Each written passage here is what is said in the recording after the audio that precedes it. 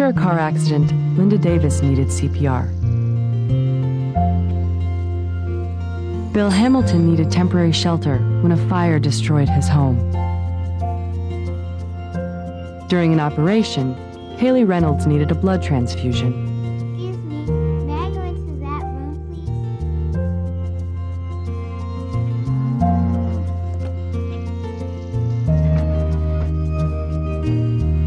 Next year, revenue growth again will be a focus.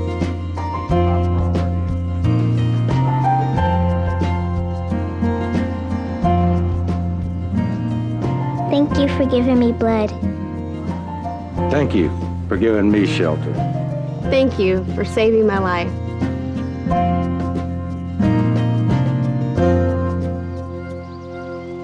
Support the Red Cross and change a life, starting with your own. I'm Rich Franklin. As an ultimate fighter, I never back down from any challenge. But nothing I ever face compares to the struggles our nation's ultimate heroes face every day.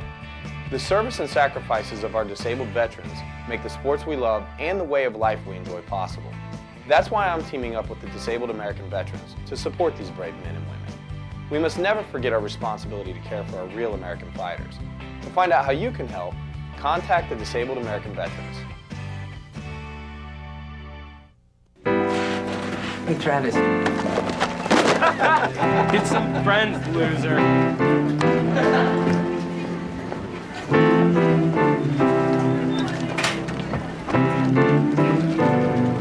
Bro, you alright, man? Lean on me Thanks.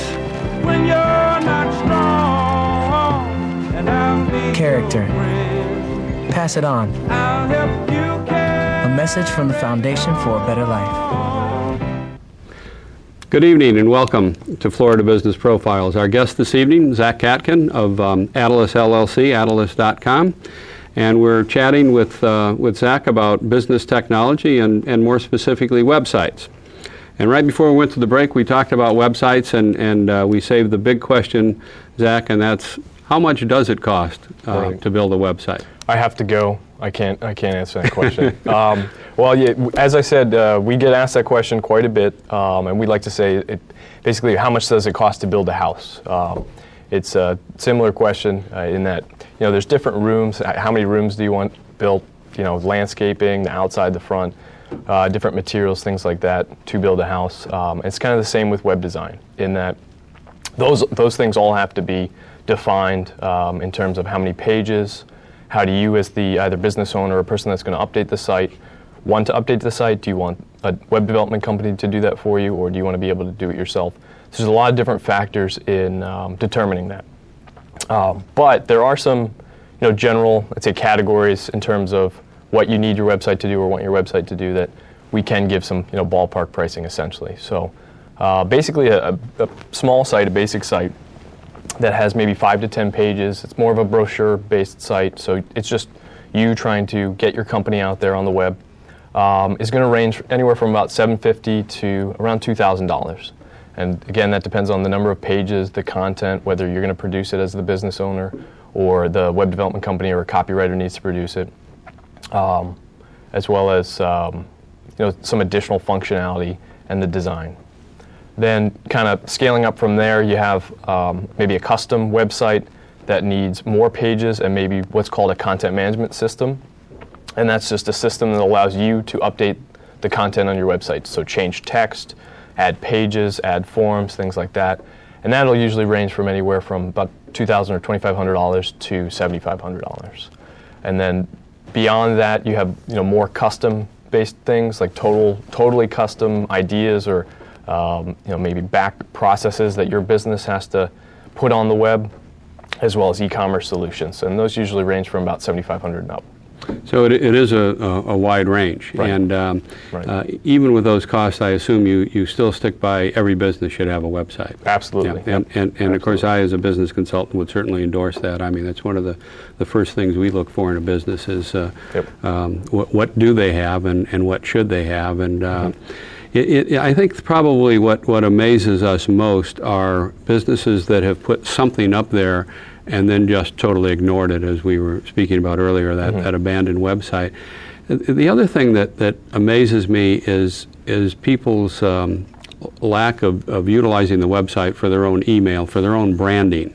And I don't know your email address off the top of my head. I would guess it's something like Zach@Atilus or zcatkin@atilus.com. Right. And you would, as a tech person, you would never think of using an AOL address for your business, would you? Right, absolutely not. And I see it occasionally, and I understand both that and not updating a person's website or a business's website just because you're wearing so many hats maybe as a small business. But as a marketing tool, both those things, keeping your website up to date and just mentioning your community involvement or what's going on at your company, a new sale, big client, something like that, as well as having your email address branded to you. So if you have, like we do, Atilus.com, my email, Zach@Atilus.com. It's just very helpful, and it's just another opportunity for people to see your website. Like personally, I like to copy that last portion of people's email addresses and take a look at the person's website I'm talking to. Yeah. So. Yeah, I've done that myself. I know exactly what you're talking about. So it is part of your identity, and when you're talking about corporate branding and corporate ID, I mean, the website is important, and that email address is equally as important. Absolutely. Taking nothing away from AOL, I mean, they do a wonderful job for what they do. Taking a lot away from AOL. We don't. No, AOL's not bad. It's. Well, I think for its niche, it certainly is. Yeah.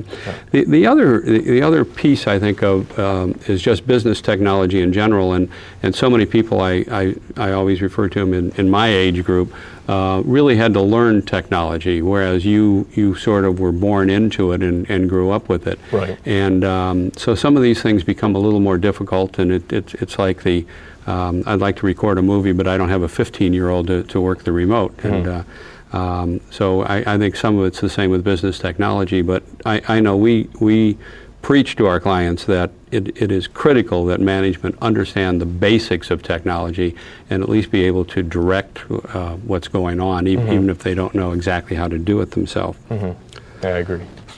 What's in the future for Atilus? That's top secret. We're not allowed to talk about it.